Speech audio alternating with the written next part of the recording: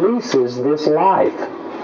The scripture says in Proverbs 23:7 that as he thinketh in his heart, so is he. And this is talking about as a man thinks in his heart, so is he. If you think of yourself as, well, I'm an old sinner, and I've been saved by grace, but I'm an old sinner, well, then you know what? You are going to act like an old sinner.